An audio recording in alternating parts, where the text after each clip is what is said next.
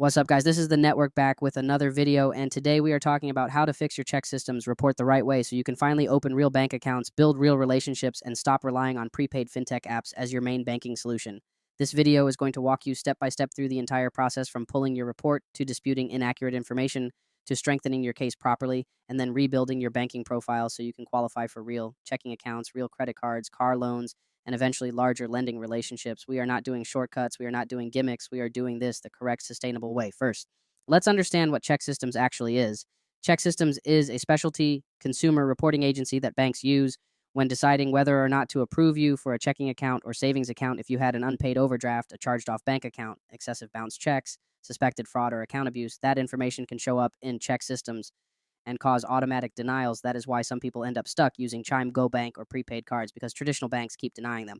So step one is simple. Pull your ChexSystems report. Go to ChexSystems.com. Once you are there, click Consumer Disclosure or request your report register for a portal account. Enter your legal name, date of birth, social security number, address, and complete the identity verification.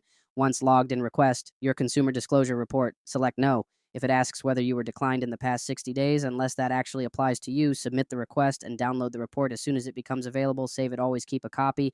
If for any reason you cannot register online, you can request your report by mail by sending your full legal name, current address, any address used in the past 5 years, social security number, date of birth, and driver's license number to ChexSystems Incorporated, Attention Consumer Relations.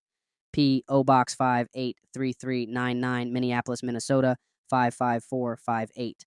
Now, once you have your report, this is where the real work begins. You need to separate everything into two categories. Category 1, inaccurate or fraudulent. Category 2, legitimate but unpaid. This distinction matters if something truly does not belong to you, that is a dispute. If something is accurate and unpaid, that is a resolution situation, not a dispute shortcut. So let's talk about disputing inaccurate information. Log into your ChexSystems portal. Click Dispute. You will see categories like personal information, reported information, and inquiries. If you see wrong addresses, wrong name, variations, incorrect phone numbers, dispute them. If you see an account you never opened, dispute it. You will select the item, choose the reason, such as inaccurate or not mine, and submit your explanation. Keep it clean and simple. For example, you would identify the bank name, the open date, and state that you did not open or authorize that account and request reinvestigation under the Fair Credit Reporting Act. We will show visuals on screen for formatting, so you do not need to overcomplicate it once submitted. ChexSystems contacts the reporting bank and initiates a reinvestigation. Investigations typically take about 30 days, 21 days if you live in Maine. Now, here's where you strengthen your dispute. If the account truly resulted from identity theft, go to identitytheft.gov, complete an identity theft report, download the FTC affidavit, attach that to your ChexSystems dispute along with copies of your identification and proof of address. Do not send originals when you include an FTC identity theft report. It increases the seriousness of the investigation because now you are formally declaring fraud. This is powerful when it is legitimate. Now let's talk about category 2, legitimate unpaid accounts. This is where most people mess up. If you had an overdraft and never paid it, disputing it will not fix the root issue. The original bank still has internal records. Even if something were removed from ChexSystems, the bank itself could still deny you. So if the account is legitimate, contact the bank directly, ask for the balance, negotiate a settlement if necessary, pay it. Once resolved, ask if they will update or remove the reporting with ChexSystems. Many banks will update the status to paid, which dramatically improves approval chances. This is about rebuilding trust with the banking system. Once disputes are resolved and legitimate accounts are paid, you pull a fresh ChexSystems report and verify the updates. Now we move into rebuilding. Do not immediately run to the biggest national bank. Start with a credit union or regional bank.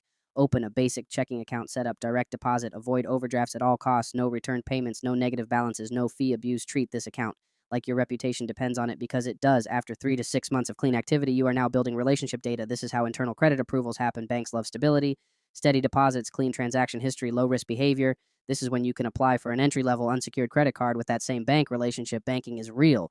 That is how you transition from fintech apps to traditional banking power. Once you have that relationship and clean history, you can move into car loans, personal loans, and higher tier products. This is the real progression. Pull report, dispute, inaccuracies, attach documentation file, FTC report if necessary, resolve legitimate balances, rebuild relationship, then leverage that relationship. Understand something very important. ChexSystems removal does not erase internal bank memory. If you burned a bank and never fixed it, they will remember. So the real play is cleanup plus repair plus relationship building. That is how you build long-term banking leverage. If this helped you, tap into the Discord link in the description. If you want direct guidance inside the network, Instagram link is also in the description.